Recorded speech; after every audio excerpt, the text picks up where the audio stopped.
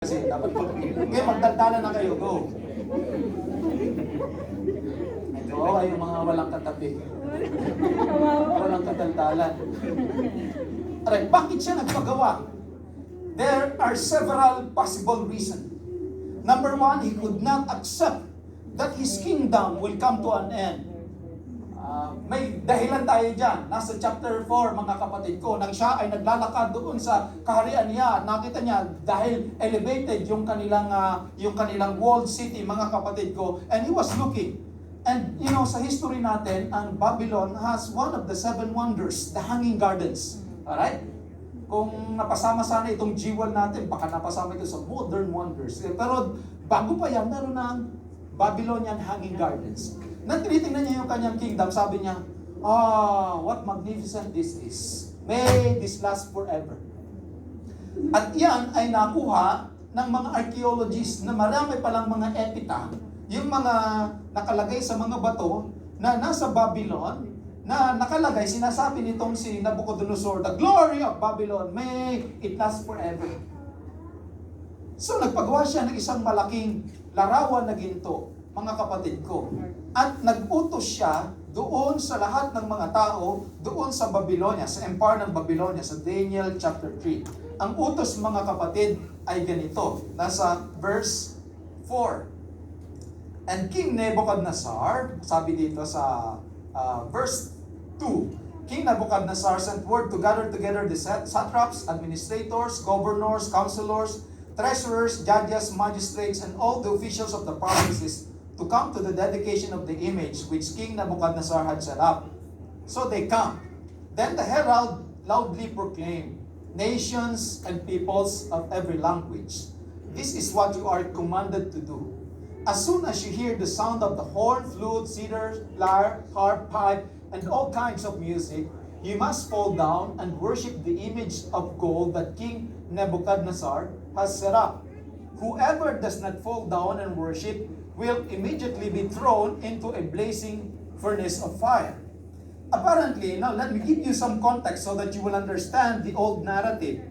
Ang Babylonian Empire has the biggest wall of all the empire compared to Greece, compared to Rome. Walled city siya, mga kapatid ko. And that is composed ng bricks. So, yung bricks, mga kapatid ko, ay niluluto nila doon sa mga oven na hugis beehive. Hugis beehive siya usually. Or minsan yung parang hugis ng igloo. Alright? At doon nila lalagay yung mga mud na kanilang finorm. Pagkatapos sisilaban yun doon ng mainit na mainit para tumigas, magagamit nila sa kanilang wall, sa kanilang city, sa paggawa ng mga bahay. Apparently, habang ipinapagawa yung malaking larawan na ginto upang sambahin ng mga tao, ay nakaredy na din, mga kapatid ko, yung mga hurno. So doon sa ceremony, kung saan naroon sa plain of Dura, sa ngayon sa chapter 3, ay naroon yung big image of gold at naroon natin nakaredy yung mga horno para noon i-announce na kung sino ang hindi sasamba dito sa image of gold na ito, itatapon doon sa blazing furnace. Nakaredy na din yung mga blazing furnace. It was not an afterthought. Kumbaga talagang, kapag hindi ka talaga sasamba dito, talagang itatapon ka doon.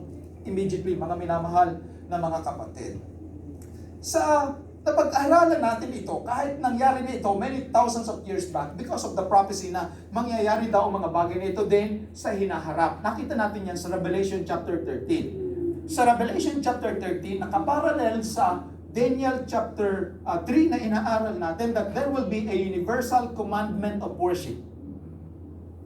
Ipag-uutos universally, kung paano doon sa time ni Nabucodonosor, lahat daw ng tao, lahat ng wika, at lahat ng mga mamamayan ay sasamba doon sa ginawa niya na image na ginto. It's a universal commandment of worship.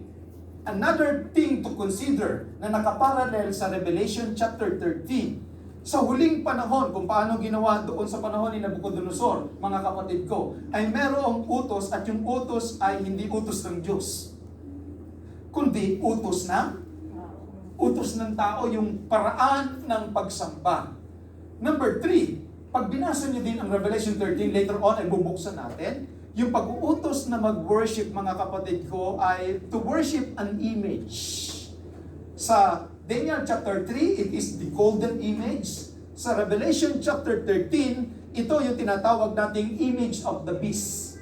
Yung image of the beast pa na yun, mga kapatid ko, sa Revelation chapter 13 ay image of the sea beast. Alang sa inyong may mga Biblia, tingnan nyo nga muna yung mga Biblia nyo. Go ahead. Tingnan nyo yung mga Bible. Chapter 7. Alright? And sa Daniel chapter 7, maliwanag na na-identify na yung tinatawag natin na fourth beast ay walang iba kundi yung legs of iron. Alright, the Roman Empire that later on turned to be a religious system. Then may pangalawang beast dito, mga kapatid. Now the beast which I saw was like a leopard, sabi niya dito. His feet were like the feet of bear, and his mouth like the mouth of a lion. The dragon gave him his power.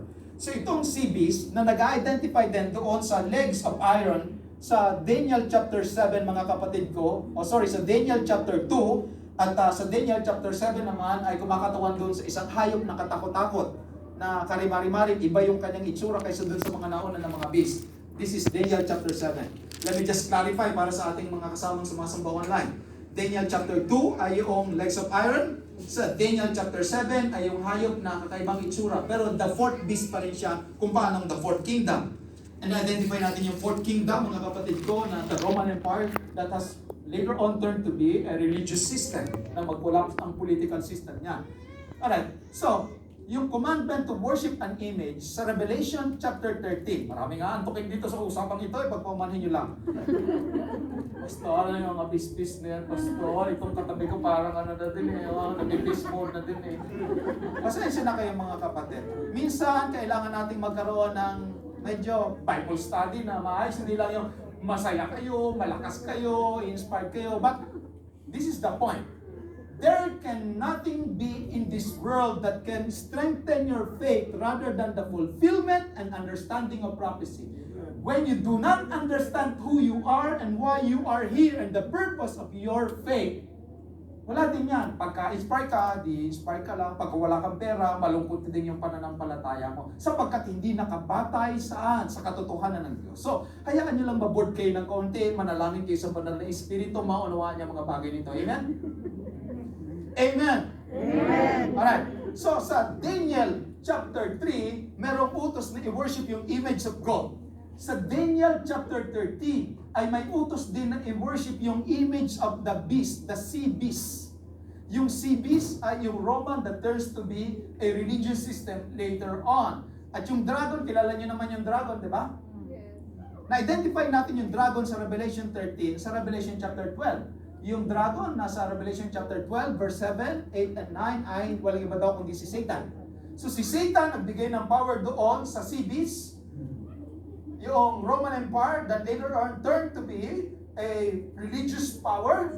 At pagkatapos, parang nagkaroon daw ng deadly wound yung beast, mga kapatid ko. And yung second beast na galing doon sa earth has enforced worship doon sa image ng first beast. Okay, puro beast na ito. Then, itong issue na ito is by force. The issue in worship. By the way, later on, mga kapatid ko, ang church natin ay mag-accept na lang ng mga kapatid na fully vaccinated. At baka isipin ng mga iba na, "Oy, pastor, bakit tayo nag-enforce ng ganyan ng mga bagay?" Hindi. Kahit hindi din kayo vaccinated, magpa-ART test din kayo ay tatanggapin din dito sa church. Kung wala kayong pampa-ART test, kayo din po ay tutulungan ng church para magbayad ng ART test. Just so you will know, hindi ito issue ng worship. We want you to worship with us. Amen? Amen. We want you to come. And you are welcome. It's just that ganyan na ang policy governing the nations that we are in. And hindi pa din ito issue ng worship. Hindi na kami makakasamba. Yes. Hindi ganun. Hindi ito issue ng worship, mga kapatid. So this is by force. Kasi pag hindi ka nagsamba, papatayin daw, itatapon doon sa fiery furnace. Ito ding worship na ito, mga kapatid ko, was dominated by music. Nakita nyo kanina, dami mga patutugtugin, ganyan, yung samba nila, talagang ingay-ingay ng samba, mga kapatid ko. Dami mga pinatutugtog na hindi mo na alam, party ba ito? Ano ba ito? Ano ba ito? Talagang disco ba ito? O church ba ito? Ganyan. Iba na yung tugtugan nila. Talagang iba na. Makakakita kayo ng ibang ganyan, parang, ano ba ito? Disco? Parang one time we were invited in a dance, no? Somewhere in Orchard. Naguluhan din ako, worship ba to? Disco. Talagang mag-ano na, magtagtalo na ng bigla. Talagang nag-ano na nalim. Parang gusto ko na din magtagal ako. Magtagal ng necktie and let's go. Naalala ko yung mga disco moment ng mga 90s natin lang, ano? Itong worship na ito is dominated by, naalala niyo din yung sa probinsya, no? Ang lungkot ng sayawan na walang kumukuha sa yung lalaki para isigaw, nakaupo ka lang doon sa dilim. Kasi di ba nung sa barangay, pagka may sayawan, kapag kukonsuladahan ka ng mga lalaki, pupuntahan ka doon at isasayaw ka, ganyan. At pag anong-ganong kayo doon, para kayong mga ano, ganyan. Kung walang kumuha sa'yo, isayaw mo na lang yung sarili mo doon sa kawayan. Papartner niya kawayan. This worship is dominated by music. Music, mga kapatid, no? Tapos, sabi dito sa conclusion natin sa part na ito, it is a man-made worship. Man-made enforced worship. Hindi siya utos ng Diyos na worship, mga minamahal na mga kapatid. Again, nakita natin yan sa Revelation 13. By the way, ang Revelation chapter 13, ang mga events na ating inaantabayanan ngayon. Did you hear that? Ang Revelation chapter 13, mga kapatid ko, yung kanyang second half, ang mga events na ating inaantabayanang mangyari ngayon. Particularly dito sa Revelation chapter 13, beginning verse 10 onwards. So ito yung mangyayari na inaabangan natin. Then I saw another beast coming up out of the earth, and he had two horns like a lamb, and spoke like a dragon. And he exercises all the authority of the first beast in his presence. Let me just clarify for a while, to the point of boring you, or to the point of like boring you. Itong beast now na ito, mga kapatid ko, that comes up out of the earth, ay may horns like a lamb. Pero remember, siya ay beast. Pero yung horn niya like a lamb. Pero siya, when he speaks like a dragon, which is why may halo ng deception ang i-enforce na worship. Listen carefully. Sapagkat parang lamb naman. Pero ang salita niya, dragon. Sino yung dragon sa Revelation 12? And Revelation 13 verse 2? Si Satan. So, parang lamb siya, pero pag nagsalita siya, ang kanyang doktrina at ang kanyang sinasabing pamamaraan kay Satan. Bakit kay Satan? Labag doon sa sinasabi ng Diyos na maliwanag na nakalagay sa Biblia. And he exercised all the authority of the first beast in his presence. You remember the first beast sa Revelation 13 is the Roman Empire that turns out to be a religious power in after the collapse ng Roman Empire power, mga kapatid ko. Yun yung first beast. Nasa kanya din daw ang lahat ng authority ng first beast, mga kapatid ko. At kanya, sabi niya, causes the earth and all those who dwell in it to worship the first beast whose deadly wound was healed. Ano daw ang ginawa nitong second beast, mga kapatid? Kanya daw pinilit ang buong sanglibutan at nananahan sa sanglibutan upang sambahin yung unang hayop.